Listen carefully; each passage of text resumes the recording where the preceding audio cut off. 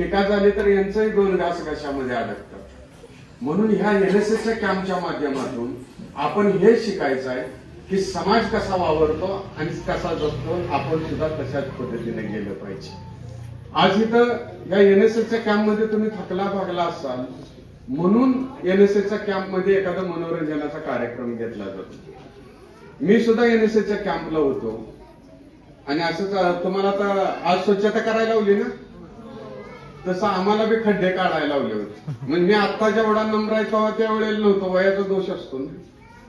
म्हणजे आम्हाला खड्डे काढायला लावले कुठं, विटा भागात. तिथं सगळा असा मुरम आहे, तिथं जरा मऊ तर आहे आणि ती खोरं फावडं दिलेलं कच्च बच्च. म्हणजे आम्ही जरा उकरल्यागत करायचं आणि मग याचं घरी तिथं जायचं शाळेत बलवडीच्या. आणि मग उद्या सकाळी जायचं होतं आणि तिथे एक मुलगी होती आणि ती अशी आमच्या त्या कॅम्पमध्ये एक मुलगी होती की सगळ्यांचं लक्ष तिच्यावर, का तर ती कोणाकडेच लक्ष द्यायची नाही. आणि मग तिच्या पायात एक पैंजण होतं, ते आपलं असं पैंजणाचा आवाज यायचा. आणि ते म्हणजे आता ते कोणत्या युनिटमध्ये काम करत होते, सार्वजनिक धार्मिक एक युनिट होतं, त्याचं नाव घेणं उचित नाही. पण त्या युनिटमध्ये तिचं आई वडील काम करत असल्यामुळे ते असं अष्टगंध वगैरे लावून सगळ्यांना आवाजाव बोलवणं, गोड गोड बोलणं, असं त्याचं एक ऍटिट्यूड असायचा. आणि दिसल तिथं लेक्चर मारायचं, घावलं म्हणलं की ते चांगलं वागा, चांगलं राहा. हे कॉलेजच्या ह्याच्यातच. आता हे म्हणलं बाई आमच्या डोक्यात येणार असं. आणि आता हे खड्डे काढायचं आहे म्हणल्यानंतर मला वाटायला लागलं आता कवा जाऊन खड्डे काढा. म्हणून मी काय केलं, मी आजार आहे म्हणून असतं का नाही एखादं बघा काम चुकार असतं का, त्याच्याकडे बघू नका, नाही ती नाराज होईल. मुलींच्यात बी असते का नाही एखादी, माझं नाही मला नाही का. त्या बिग बॉस मध्ये कोण करते ते अंकिता वालावर करत होते का नाही. ती भांडी घासायचा काय म्हणायची ती मोठ्याने सांगा. वा हाय का एखादी आपल्यात एखादेस तिचा सत्कार घेऊया इथं बुके घेऊन. मला कळालं कोण आहे ते, सगळ्यांनी नजरांना दाखवली आम्हाला. तर मग आम्हाला मला वाटायला लागलं कवा खड्डे काढायचं. म्हणून मी काय म्हणलं सरांना की सर, आता सर आहेत आपले विमान सर, तसं आमचे सर होते. आणि त्यांना मी म्हटलं की सर माझी तब्येत बरोबर नाही, मी झोप. आणि बाळानं काय केलं, मी झोपलो. मग आता हे तर राहायची सोय नाही तुम्हाला, आम्हाला राहायची सोय होती. हे सॅग वगैरे अशा ठेवल्यात ना, असं ते बॅगा वगैरे आमच्या त्या काळात त्यावेळेस सॅग नव्हत्या, पेटी असायच्या. ग्वागली काय असतात का नाही माणसं, तसल्या त्या पेटी असायच्या. बरोबर सर, तो काळ होता बघा. ते लग्नात वगैरे मिळायचं, मग ते वहिनींची वगैरे आलेली पोरं ती घेऊन यायची. मग ते असे सगळे लाईन मध्ये लावलेले. ते बॅगची पुढची जागा तिची, असं एक अलिखित नियम की जिथं बॅग ठेवली त्याच्या पुढची जागा त्याची. मग ते अंथरूनच टाकलेलं असायचं मुलांनी.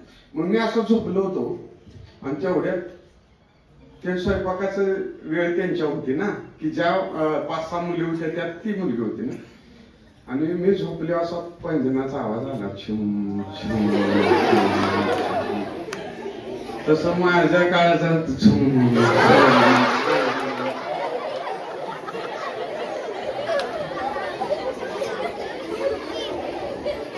आणि असे जवळ आल्यावर मी आपला असा मुडदा पडल्या गत आपला गारातल्या.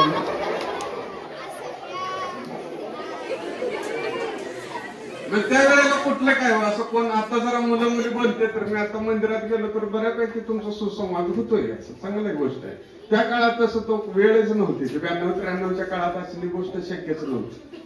मग मी आपला आलो, ती जवळ आली म्हणली तुम्ही आजार आहे काय. मग आता उभ्या आयुष्यात आम्हाला कोणतरी आवाजावं बोललो. मला मी डोळे टाकले, मला वाटलं आम्ही दोघं तिघं झोपली का काय साईडला येऊन. तुम्ही म्हणते म्हणजे ग्रुपच असला पाहिजे ना. मग मी उठून इकडे तिकडे बघितलं तर मी एकटाच होतो. मी म्हणलं होय. म्हणजे तुम्हाला चहा करून देऊ का. हा द्या की म्हणजे द्या म्हणल्यावर ती गेली. लगेच मी उठलो, दुसऱ्याच्या बॅगातली पावडर काढली, फसा फसा फसा हातावर घेतली, तोंडाला लावली, ज्यादा झाली. लगेच दुसरा टावेल घेऊन पुसली, पाकच गेली म्हणून पुन्हा मी लावली. अशा ते 5-7 मिनिटं माझी तेवढ्यात येईल ना, एक गडबड आहे का सांगा. पुन्हा मी हाय तसा झोपलो.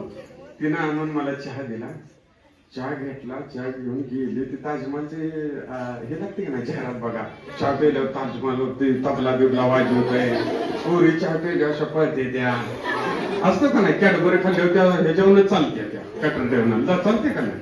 का खाईनं चालते वर छत्री धरते ना का ते पुढं आठवत आहे का? तसा माझ्या अंगात संचारला. एनएसएस कॅम्पला कुठलं ब्रँडेड काय असतं येऊ जीएच आणि कुठला तवा ते असलाच आपलं. आणि मग ते झालं चहा पिलो मी गेलो पळत पळत जिथं खड्ड काढ तिथून मूड आलता हो. मग गेलो तर तिथं माझं खोरं फावडं कोणीतरी ताणून नेलं आणि तिथं आणून मोडकं ठेवलं. मी ते मोडकं खोरं फावडं घेतलं आणि कना कना कना कना माती उकरून दिली फेकून 7 फूट खड्डा काढला. आपले हेमंतकंदे सर आहेत तसं ते आमचं सर आलं तिने बघितलं. मी खाली मला म्हणजे वर ये वर ये. मी आलो हात झाडतला का म्हणले 4 दिवसात तुला एवढा खड्डा निघाला आणि 2 तासात लागा 5 फूट कसा 7 फूट कसा काय काढलास. मी जोशात हो. सरांना म्हणलं सर पोरं पावडं नसतं तर मी नुसत्या नखानं 7 फूट खड्डा काढला. आणि असं म्हणताना मी जोशात येऊन सराच्या खांद्यावर हात टाकला.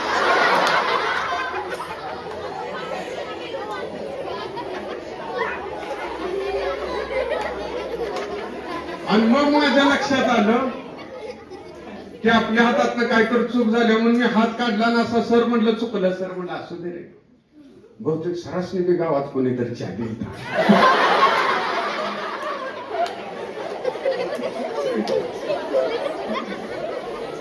कंदेश्वर कुठे गेलं पळून गेले का?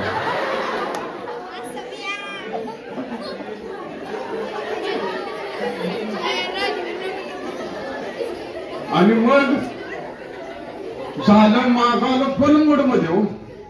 फुल मूड मध्ये संध्याकाळी जेवण आता तुमचा मुक्काम असतो संध्याकाळी जेवण मग ते ग्रुपने जेवण करायचं बरं का बाळाने. आणि नेमकं त्या दिवशी नॉनव्हेज शाकाहारी मांसाहारी. मग ती मुलगी म्हणली मला आता तुम्ही मटण खायचं नाही काय नाही असं तसं मला लेक्चर मारलेलं. बरोबर म्हणलं आता कुठेही जास्त लगीन करायचं आहे म्हणजे हिला काय. मग ते बासुंदीचं आणलेलं सगळं ते बासुंदीची पाकिट फोडायची ते पाण्यात घालायला लागतं ना एकदम असं फ्रीज मधून आणलेलं असतं बघा. मग मला ती मुलगी म्हणते तुम्ही काय करा ते बासुंदीचं ते पुड्या फोडा आणि ते वता त्या पातेल्यात. मी आपला आचार्यागत बसलो की करत. तेवढ्यात माझा मित्र आला जितेंद्र पवार आता कराडला भारतीमध्ये प्राध्यापक आहे. तर तो आला मला बघितलं त्याचं डोकंच फिरलं. हे काय असा करायला लागलाय म्हणून. मला म्हणलं अरे काय फळं वेळा झालायच काय उठ म्हणला येत ना. मला तो वैरी वाटायला.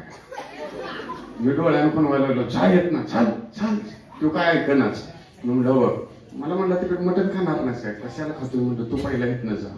बरं म्हणलं मी शाकाहारीच्या जेवणाला अगदी ब्राह्मण असल्या असा असा करू ते आंबे बासुंदी वगैरे खाल्ली सगळी.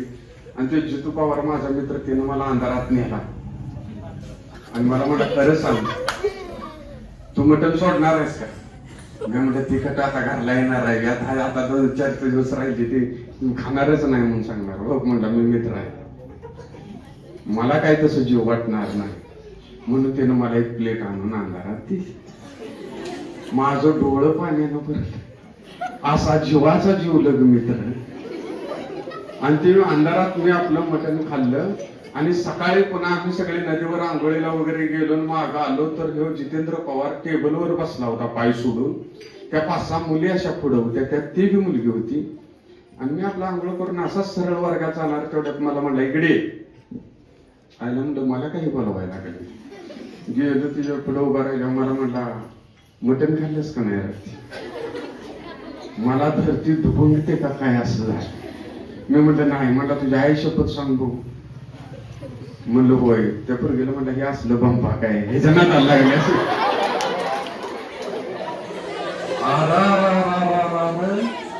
पुन्हा मला जाऊन नदीत जीव द्यावा वाटायला लागला. पुन्हा एनएसएस कॅम्प झाला कॉलेज झालं चालू. पुन्हा माझं धाडसच होईना तिच्याकडे बघायचं. मी आपला खाली बांध घालून जायचा याचा. एकदा जिन्यावर ना असं मी खाली येत होतो आणि ती मुलगी वर निघाली होती. ती म्हणली 1 मिनिट काम आहे. म्हणजे काय. मला म्हणजे तुम्ही बोलता तुम्ही हसवता सगळ्याला बरं वाटतं पण एक गोष्ट करा जसं बोलताय तसं वागा तुमच्या भोवती गर्दी होईल. त्या क्षणापासून बाळांनो आज कसलेही सर म्हणजे यायचे आहेत, गाव यायचे आहेत, मुलं यायचे आहेत, मी देवळात आत बसलो, इथं बसलो, एवढ्या मुलाला सुद्धा मी एकेरी बोलत नाही.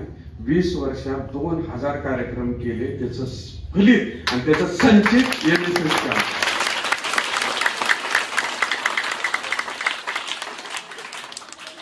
5 मिनिट मी कुठल्या कार्यक्रमाला लेट झालेलं नाही बाळा. मी आता अर्धा तास गावाबाहेर थांबलो, सरांचा फोन आले. त्यानं माझं जीवनच